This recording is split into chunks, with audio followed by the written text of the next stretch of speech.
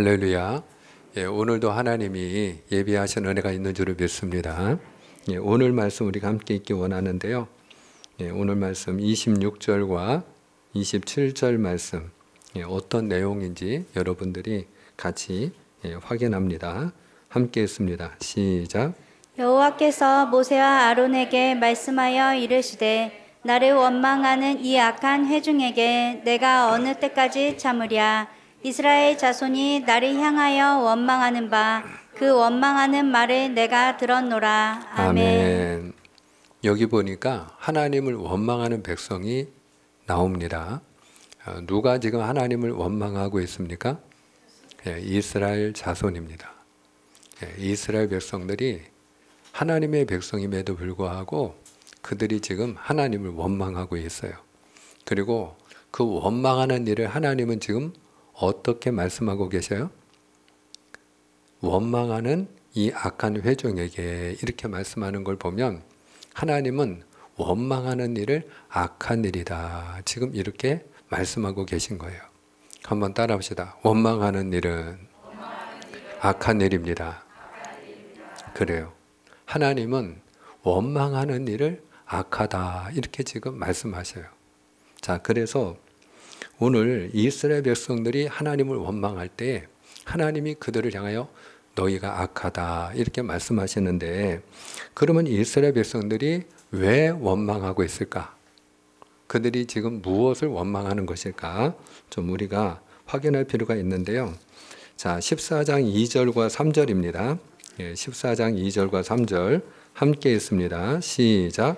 이스라엘 자손이 다 모세와 아론을 원망하며 온 회중이 그들에게 이르되 우리가 애굽 땅에서 죽었거나 이 광야에서 죽었으면 좋았을 것을 어찌하여 여호와가 우리를 그 땅으로 인도하여 칼에 쓰러지게 하려 하는가? 우리 처자가 사로잡히리니 애굽으로 돌아가는 것이 낫지 아니하리라. 아멘. 하나님이 이스라엘 백성들에게 땅을 하나 보여주십니다. 그 땅이 바로 가나안 땅이에요. 근데 그 땅은 너무나도 아름다운 땅이었어요. 너무나도 살기 좋은 땅이었어요. 너무나도 비옥한 땅이었어요. 그래서 젖과 꿀이 흐르는 땅이다. 이렇게 이야기하고 있어요. 그 땅을 하나님이 며칠 동안 보여주셨느냐면은 40일 동안 보여주셔요. 그러니까 이스라엘의 12지파가 있죠. 그 12지파 가운데 대표를 한 사람씩 뽑아요. 그래서 그 12명을 먼저 가서 너희가 살 땅이니까 가서 그 땅이 어떤 땅인지 한번 너희가 좀 구경해라. 그리고 하나님이 보내셨어요. 그래서 그들이 40일 동안 보았더니 너무나도 비옥한 땅이에요. 포도송이를 메고 가는데 두 사람이 메고 가야 될 정도로 그렇게 모든 게 아주 넉넉하고 풍성한 땅이었어요.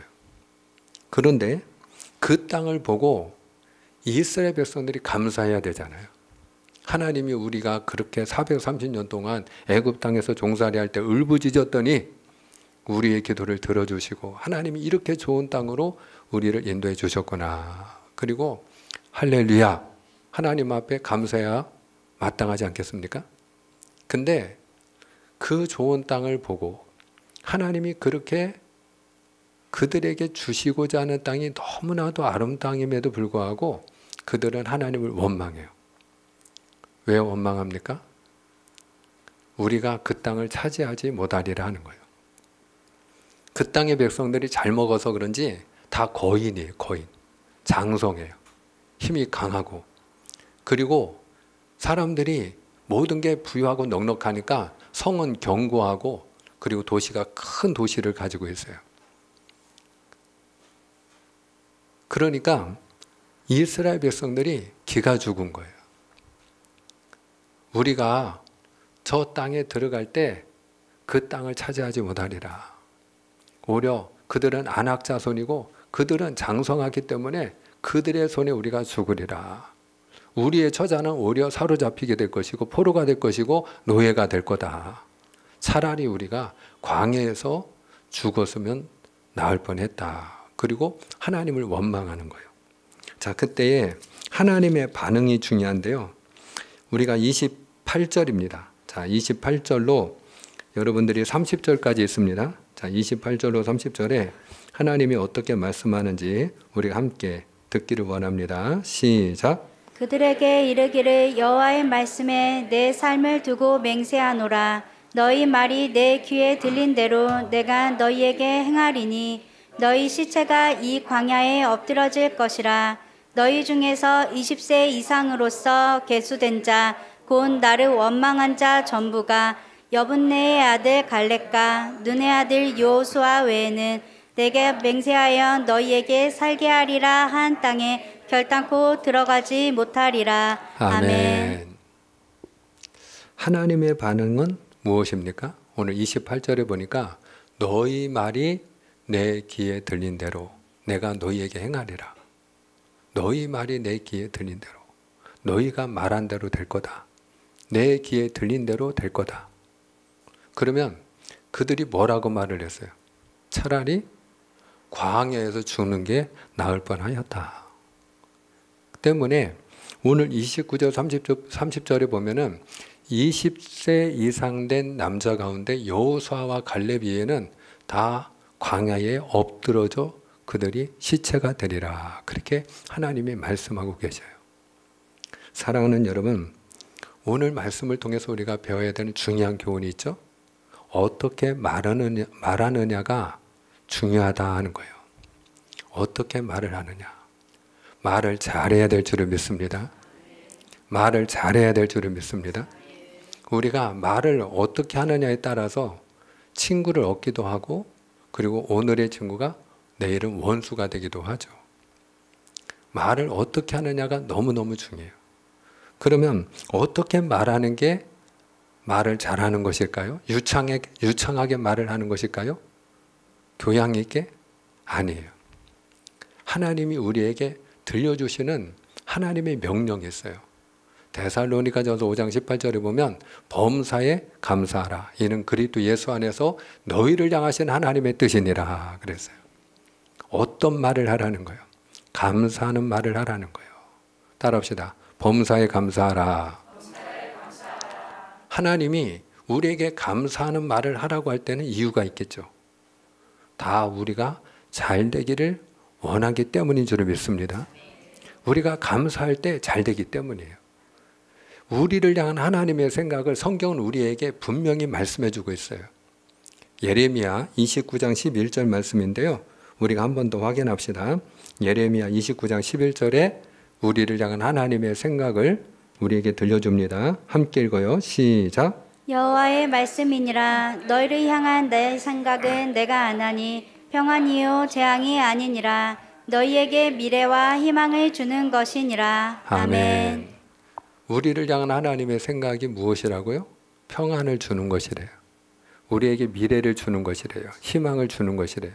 그런데 여러분, 우리가 언제 평안함을 얻고 언제 우리에게 미래가 열리고 희망이 있는 삶이 약속되느냐?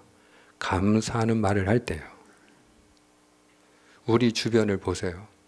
성공한 사람들이 공통점이 있어요. 그들의 공통분모는요, 감사하는 사람이에요. 감사하는 사람. 원망하는 사람, 불평하는 사람. 여러분, 우리가 저마다 적성이 다르고 직업이 다르고 하는 일이 다 다르지만 분명한 것은 각 분야에서 성공하는 사람은 감사하는 사람인 줄을 믿습니다. 일을 하면서 원망하고 불평하는 사람 치고 잘된 사람이 아무도 없어요. 일이 그냥 잘 되지 않는 정도가 아니고요. 원망하고 불평하는 사람들을 보면 그들의 삶이 지극히 불행하다 하는 것을 우리가 알 수 있어요. 그러니까 어떤 사람이 잘 되느냐? 감사하는 사람이에요. 그 대표적인 인물이 누구냐면 요셉이에요. 요셉이 형제들에게 팔려 나가잖아요. 그것도 노예로 팔렸잖아요. 남의 나라로. 그가 17살에 애굽에 노예가 되었어요. 그러면 일반적으로 자기가 남의 나라, 말도 통하지 않는 나라에서 노예로 살아가게 되면 얼마나 원망스러워요. 그 삶이 당연히 불평으로 가득할 수밖에 없는 삶이죠. 절망할 수밖에 없는 삶이죠. 좌절할 수밖에 없는 삶이에요. 그냥 불행한 인생이 된 거예요. 그럼에도 불구하고 여러분, 요셉의 인생에 놀라운 반전이 일어나죠. 그가 애굽의 총리가 되고 그로 인하여 온 집안, 자기 집안 식구들을 다 살리는 자가 되고 아버지와 형제의 가문을 살릴 뿐만 아니라 온 나라와 백성을 살리는 자가 되고 그리고 온 인류의 축복의 통로가 된 줄 믿으시길 바랍니다. 그러면 평생을 원망하고 불평하다가 그렇게 절망하고 좌절하고 불행한 인생을 살다가 그냥 종을 쳐야 될 그런 인생인데 어두운 인생이 될 수밖에 없는 요셉이 어떻게 그렇게 빛나는 인생이 되었을까? 어떻게 그렇게 축복의 통로가 되었을까? 여러분, 여러 가지 이유를 우리가 찾을 수 있지만 그것은 그가 원망하는 말을 하지 아니하고 감사하는 사람이었다 하는 거예요. 노예로 살고 있음에도 불구하고 그가 말이 통하지 않는 나라에서 종의 신분으로 전락했음에도 불구하고 성경 어디에도 그가 원망했다는 말이 없어요. 그가 항상 주어진 자리에서 그의 삶 속에서 감사하는 하나님의 사람이었다 하는 것을 우리가 알 수 있는 증거가 곳곳에 나옵니다. 하나님이 요셉에게 아들을 주시는데 두 아들을 주셔요. 근데 그 첫 번째 아들을 주셨을 때 그가 그 첫 번째 아들의 이름을 무엇이라 지었죠? 므낫세라 이렇게 지었어요. 이 므낫세라는 말은 잊어버리다 하는 뜻이에요. 왜 그가 므낫세라고 이름을 지었느냐? 하나님이 나의 모든 고난을 잊어버리게 하셨다라는 거예요. 하나님, 내가 이 땅에 와서 많은 고난을 당했지만 그 모든 고난을 하나님이 다 잊어버리게 해주셔서 감사합니다. 그래서 므낫세라고 이름을 지었어요. 두 번째 아들을 하나님이 주셨어요. 그 두 번째 아들의 이름이 무엇입니까? 에브라임이에요. 에브라임은 번성하다 하는 뜻이에요. 하나님이 내가 수고한 이 땅에서 나로 하여금 번성하게 해주시니 감사합니다. 그래서 그가 에브라임이라 그렇게 두 번째 아들의 이름을 지은 거예요. 여러분, 그 아들의 이름을 지을 때 자기의 삶을 돌아보고 나의 고난을 잊어버리게 하신 하나님 앞에 감사함으로 그가 므낫세라고 짓고 그 둘째 아들을 보았을 때 나로 하여금 여기까지 인도하시고 나로 하여금 오늘의 나로 번성케 하신 분이 하나님이심을 그가 기억하기에 감사하는 마음으로 에브라임이라고 그 두 번째 아들의 이름을 지은 줄로 믿습니다. 나중에 그 형제들이 곡식을 얻으러 와요. 근데 자기들이 엎드리고 그리고 자기들이 감히 고개를 들어 바라보지도 못하는 그 앞에 있는 인물이 자기들의 동생 요셉이라는 걸 알고 그들이 소스라치게 놀라죠. 얼마나 당황스러웠겠어요. 그들은 두려워 떨어요. 무서워서 부들부들 떨어요. 왜? 자기들이 한 일을 기억하니까. 그 동생을 돈 받고 바로 자기들이 지금 구걸하러 온 그 애굽 땅에 노예로 팔은 그 동생이잖아요. 그러니까 이제 우린 죽었구나. 그리고 그들이 근심하며 한탄하며 낙담하고 있을 때 요셉이 그 형제들에게 한 말이 무엇입니까? 형님들, 저를 팔았음으로 인해서 근심하지 마십시오. 한탄하지 마십시오. 하나님이 우리 생명을 구원하여 주시려고 저를 먼저 보내신 것입니다. 여러분, 이 말에서 우리가 무엇을 알 수 있습니까? 요셉은 평소에도 하나님이 나를 사랑하시고 나와 함께 하시고 하나님이 나를 인도하여 주신다. 내가 애굽에 내려온 것도 하나님이 나를 인도하신 하나님의 섭니다.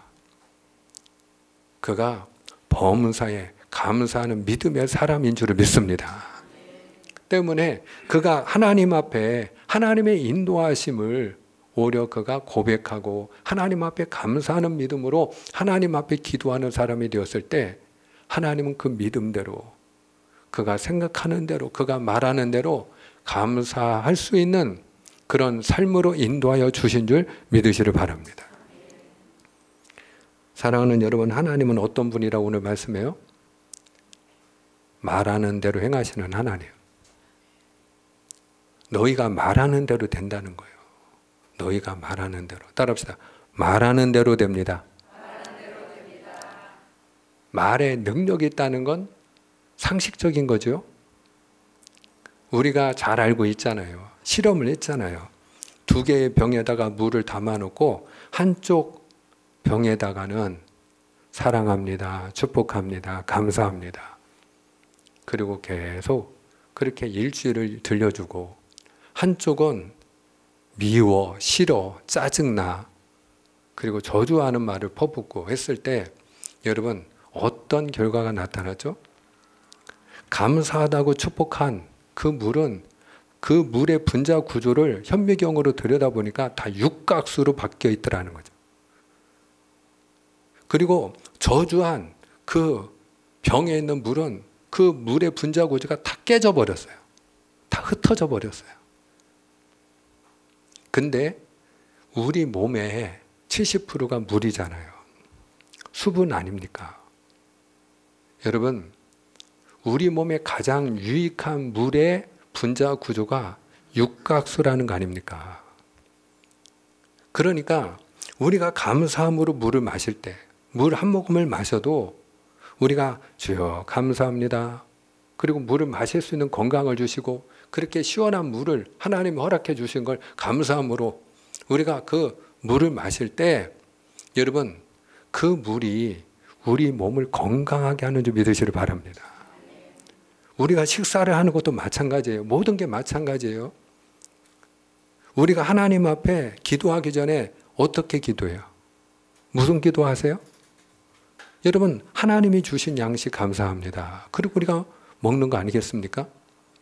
근데 그 감사의 기도가 복이 되는 줄 믿으시길 바랍니다. 우리가 감사할 때요, 그 음식이 나에게 보약이 되는 거예요.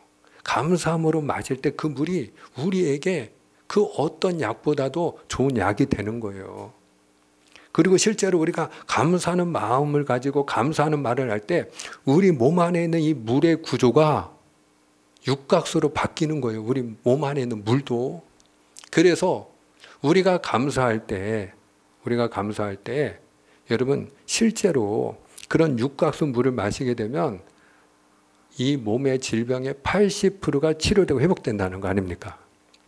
실제로 암 환자들의 경우에도 자기가 그냥 생각을 바꾸고 마음을 바꾸고 감사하는 삶을 살기 시작했을 때 그 암에서 어느 순간에 자기가 언제 나았는지도 모르게 치유되고 회복된 일들이 얼마나 많이 있습니까? 왜 이런 일들이 일어날까요? 우리가 원망하고 불평하면요, 우리 몸속에 있는 모든 우리 안에 있는 그 물의 분자 구조가 다 깨져버리는 거예요. 그래서 우리 몸을 병들게 하는 물이 되는 거예요. 그냥 내 몸속에 있는 물이 내 몸을 병들게 하는 거예요. 오염수가 되는 거예요. 그러나 우리가 감사하면 내 속에 있는 그 물이 내 몸을 살리는 거예요. 치료하는 거예요. 회복시켜 주는 거예요. 우리가 병원을 가서 건강검진 받고 약 먹고, 그게 여러분 경우에 따라서 우리가 어쨌든 아프면 약도 먹고 병원도 가고 다 필요한 것이지만 가장 건강하고 가장 행복하게 사는 비결은 감사하는 일인 줄 믿습니다. 그래서 하나님은 감사하라는 거예요. 감사해라. 언제? 범사에, 모든 일에, 모든 때에 감사해라. 그러니까 요셉이 자기가 원망하고 불평할 수밖에 없는 그런 상황인데도 불구하고 그가 감사했을 때 그의 삶이 하나님이 함께하는 삶, 형통한 삶이 된 줄 믿으시길 바랍니다. 주님께서도 같은 말씀을 주셨어요. 주님이 성전에 올라가는데 무화과 나무가 길 한쪽에 서 있거든요. 주님께서 그 나무에게 가까이 가서 무화과를 찾으셨어요. 근데 무화과가 없는 거예요. 그래서 주님이 다시는 사람들이 네게서 열매를 따먹지 못하리라. 그리고 주님이 저주하고 올라가셨어요. 근데 그 다음날 제자들이 그 길을 똑같이 지나가는데 보니까 그 무화과 나무가 바짝 말라 죽어 있는 거예요. 주님 보십시오. 무화과 나무가 말랐나이다. 그때 여러분 주님께서 들려주신 말씀이 무엇입니까? 하나님을 믿으라 그러면서 그때 주님이 들려주신 말씀 마가복음 11장 23절 우리가 확인합시다. 함께 있습니다. 시작. 내가 진실로 너희에게 이르노니 누구든지 이 산더러 들리어 바다에 던져지라 하며 그 말하는 것이 이루어질 줄 믿고 마음에 의심하지 아니하면 그대로 되리라. 아멘. 너희 말이 이루어질 줄 믿고 너희가 말한 것이 어떤 말이든지 너희가 믿음으로 말하고 감사함으로 말할 때 그 말하는 대로 될 줄 믿으면 그대로 되리라. 한번 따라합시다. 말하는 대로 됩니다. 그래요. 말하는 대로 되는 거예요. 우리가 말을 언제 하느냐? 생각하고 말을 하잖아요. 말은 생각에서 나오잖아요. 그리고 그 생각은 믿음에서 나오는 거 아닙니까? 그러니까 주님의 법칙이 뭐냐? 네 믿음대로 될지어다. 이건 달리 얘기하면 네가 말하는 대로 되리라 하는 얘기예요. 우리가 원망을 하면 원망할 일이 자꾸 생기는 거예요. 우리가 감사하면 감사거리가 자꾸 생기는 거예요. 사랑하는 여러분, 우리를 향한 하나님의 생각이 뭐라고요? 평안이에요. 미래와 희망을 주는 거예요. 근데 우리가 감사할 때 마음에 평강이 찾아와요. 정말이에요. 우리 마음에 감사를 잃어버리면요, 그때부터 마음이 불편해지고요, 마음의 평강이 깨지는 거예요. 그때부터 불안하기 시작해요. 그냥 불안하기만 한가요? 두려워요. 무서워요. 겁이 나요. 아무것도, 그 무엇도 여러분 해볼 수 없는 무기력한 그런 사람이 되는 거예요. 근데 우리가 무엇이든지 모든 일에 감사하는 자가 되면 그 마음에 하나님이 평안함을 주시고 그에게 미래를 열어주시고 하나님이 희망의 삶으로 인도하시는 줄 믿으시를 바랍니다.